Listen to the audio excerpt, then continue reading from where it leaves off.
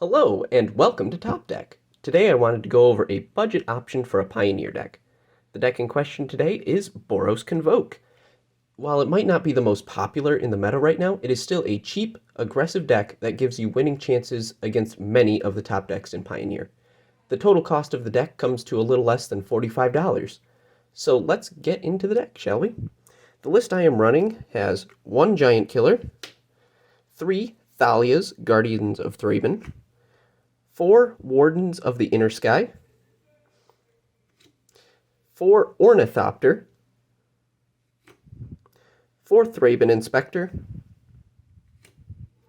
4 Voldaren Epicures, 4 Resolute Reinforcements, 4 Gleeful Demolitions, 4 Venerated Loxodons, and 4 Knight Errant of Eos, along with 3 Imidane's Recruiters. The mana base involves 4 Inspiring Vantages, thank you Outlaws of Thunder Junction reprints, 2 Restless Bivouacs, 9 Plains, and 6 Mountains. So most of the budget portion of this comes in the mana base. Generally, we really shouldn't be running this many basic lands. And up until recently, I wasn't even putting Inspiring Vantages into this deck, but they're now down to about $1 a piece, even in foil. So if you need any of the fast lands from the Outlaws of Thunder Junction set, please pick them up. So the main point of this deck is to play a bunch of little creatures early, like Thraben Inspector or Voldaren Epicure. These come along with an artifact that you can blow up with a card like Gleeful Demolition. Then, once you have a bunch of little guys on the field, you can play one of your 2 bigger threats, Venerated Loxodon or Knight Errant of Eos, using the Convoke ability, where you can tap all the little guys to play this as early as like turn 2. After you tap your little guys to play your big guys, you can tap all of your creatures and swing at your opponent and clock them for a lot of damage and win the game. So that's really how the deck works. You also have cards like Thalia, Guardian of Thraben, to slow down any non-creature threats your opponents might be playing, and you also and Warden of the Inner Sky, which is also a really good card because you can tap the artifacts made by Thraben Inspector or Voldaren Epicure to boost this up, give it flying, and smack your opponent for a bunch. If you ever find yourself needing just to get a few extra points of damage in, let's say at the end of the game to finish off your opponent, Imidane's Recruiter is really good because it gives all of your creatures +1/+0 and haste. So if you had like a board of like 5 1/1s, suddenly they're all 5 2/1s with a 3/2 Imidane's Recruiter along to boot.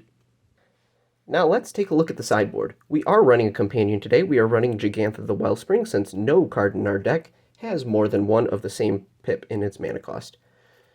We are also running 2 Rest in Peace to handle any decks that depend on the graveyard, like Izzet Phoenix. We are running 2 Containment Priests to deal with any decks that sneak creatures into play. Let's think Rakdos Vampires with cheating in a vampire off of Sorin. We have 2 Rending Volleys for any white or blue creatures our opponents might play. We are also running Forge Devils in the sideboard to handle any decks that mostly run on Elvish Mystics or Land of War Elves or the like. We are also running 2 Invasions of Gabakan. Mostly I have these in here against control, but you can employ this against a wide variety of threats. The removal of choice here is Ossification and Destroy Evil. Generally decks run Get Lost instead of these cards, but these are what I had on hand when I made this deck. It was a budget option, so you can take that for what you will. And finishing off our sideboard today, we have Redain, God of the Worthy. Its front side, Redain, is really good against decks that run big, splashy non-creature spells like Lotus Field combo. Meanwhile, its backside, Valkmira, Protector's Shield, is really good against decks like Rakdos Sacrifice that do a lot of like 1 damage pinging over and over again. So as I said before, this is a budget deck. If you had a little more money to spend than $45, the first thing you should do is fix the mana base. We shouldn't be running this many basic lands. Get some Sacred Foundries, Dens of the Bugbear, Battlefield Forges, etc.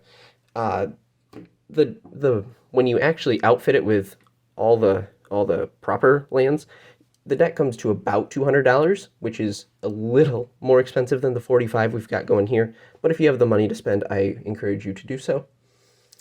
And now, other deck lists will generally be running, instead of Ornithopter, they'll be running the functional reprint of the Thraben Inspector, Novice Inspector. That came out of the Murders at Karlov Manor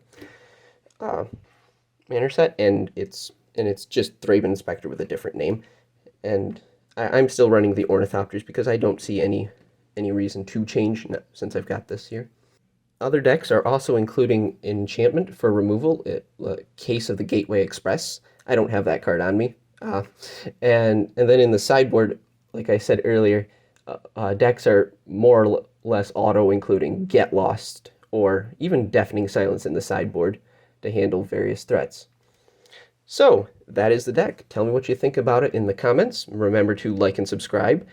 And if you want more budget Magic, check out MTG Goldfish. They've got a bunch of budget decks over there, mostly for arena decks, but I think you'd enjoy them if you enjoyed this video. So, thank you very much, everyone. Have a great day. See you later.